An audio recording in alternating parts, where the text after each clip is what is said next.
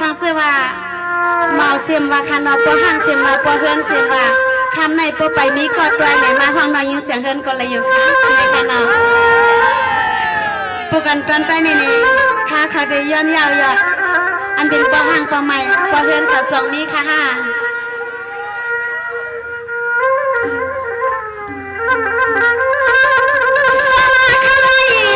น้องอันปีย้อนมาทานสามหัวมาโมลีปันสีกีตามมา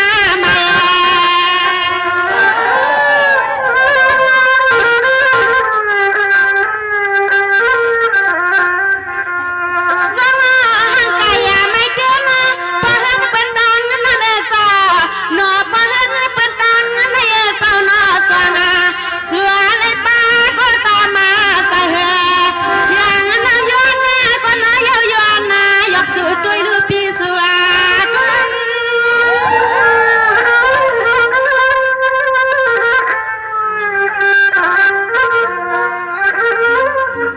สวาเปียคันนายไว้ใจให้เกี่ยวเกี่ยวป้อนป้อนป้องพอปีนไปไหนมีก็นอเรียกเอียวันที่กว่าเมื่อใด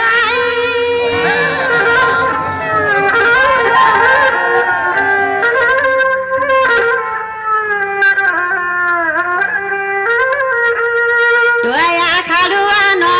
ขามาหังลีปีเสนายสาวขามาหังลีปีเสนายสาวนางย้อนห้องทำกูก็กูคนนอก็นออุนดนาหังลีปีเฮาสว่างสุปามียาก็นวลสามเฮนอสองสุปามียาก็นวลสามเฮปีนา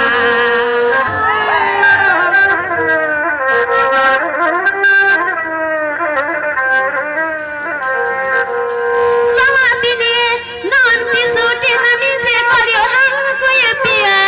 หังไว้ก็อันปังด้วยนั้นสามาขึ้นลำลึงมาลาตาหาดีปีเบิ่งในสาวเสียงมายิงปีหำมาปาลาเปานอนเฮาไปมีลูกใส่พานอนเฮาไปมีลูกใส่พาลงนอฮักกันนอ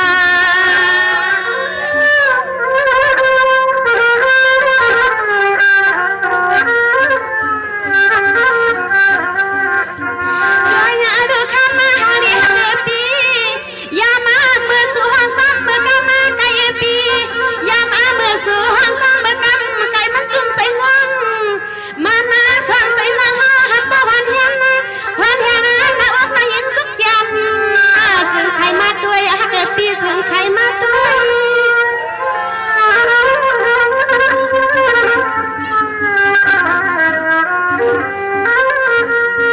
สวัสดีก่อนนะคาลูปีถึงปีเก่าปอกว่า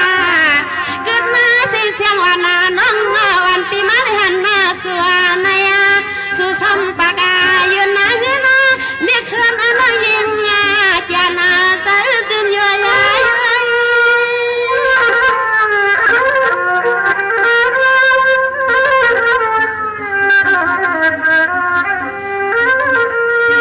ตัวยาลูนอปีหากะตังเสียงนอ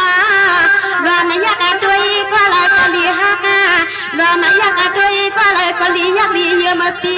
ก็อยากหาน้องโคปีมีลูกนี้ก็นอนนู่นนี่ก็นวลกว่ามาดังข้างใจกาโคปีมีนู่นนี่ลูกนี้ว่านาไม่หลับตานา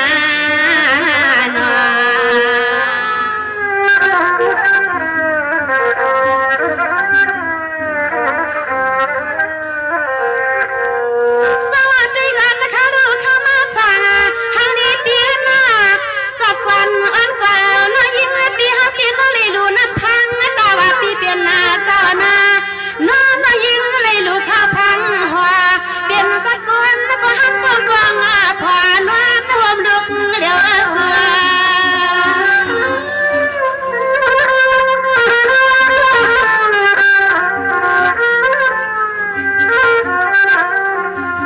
ส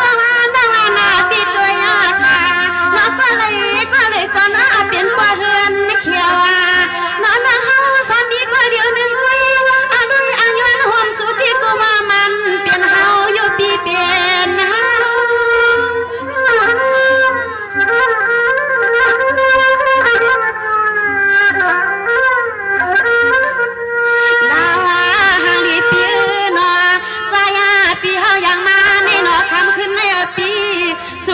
ตังปลาไหลเต่าสางเดียวสุดเขาตังปลาไหลหนึ่งมาละนอละทานานุดนาโนมานอนางยิงปีเฮาปีจึงไข่ส้มหวนปีกินปีซาปีขามาปีฮาวาอยู่เป็นตอนเบียงลายลาฮักปีนว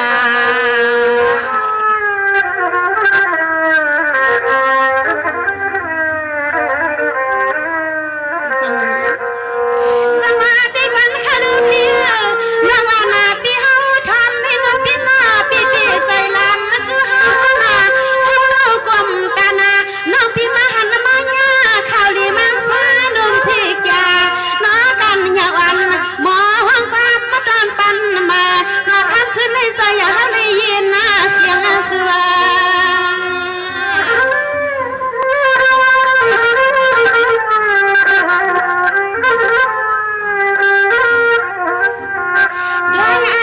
เสียงดังเฮือนในหันเยาวข้าพางดีฮักคือปีนอคำขึ้นในสั่งซื้อสุกยักเฮาหังลำปิ้วหังซาน้องยินช่างเมืองให้นาดีเสียงน้องเฮามาคือขยันปีเฮามืออ๋อน้องเฮามาคือขยันปีเฮา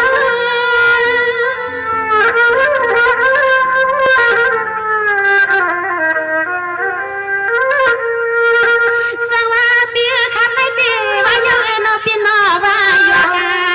บอกงาผูกน้ำส่วนกันเฮือนได้เปิดนักอันอีที่ไหนน้องน้องอาณาปีฮักสุยามาว่าคือเลยเมื่อตีหลังตั้งเฮือนน้ำ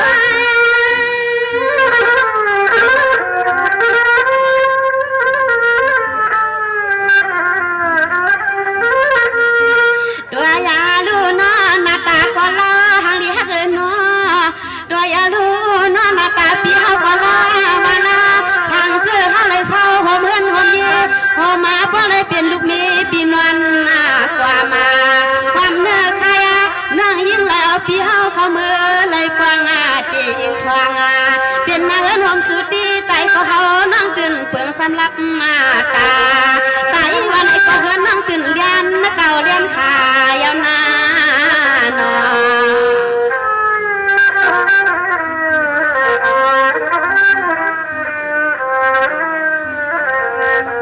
สมานิติปีน้องปีเฮาที่หลักกาตัญญาข้าในดึงกันหน้าคำสั่งหน้าปังซึ่งกว่าปัดข้าลุมสลัดก็เปลี่ยนปีเศร้าหักอยู่ก็กลัวน้องน้องอามาไล่ปีให้อยู่ก็กลัวน้องน้องอามาทางเกือหมังตังปีหามาไล่เอาหักสู้ก็น้องคำขึ้นให้กูน้องหันสู้เลยหามไล่ว่าแม่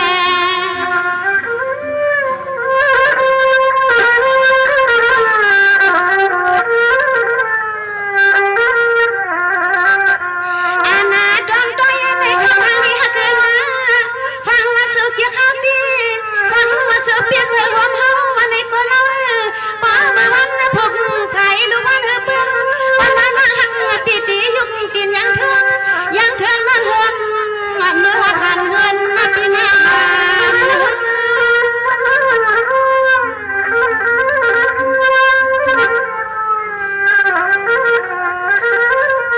สวัสดีน้องปีอาลากา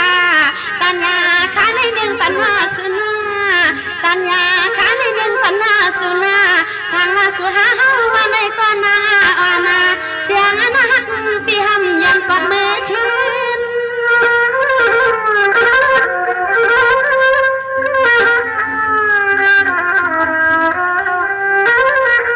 ตัวยาลูกก็มาตอนตัวยาในปีสามาคือมาละตาสู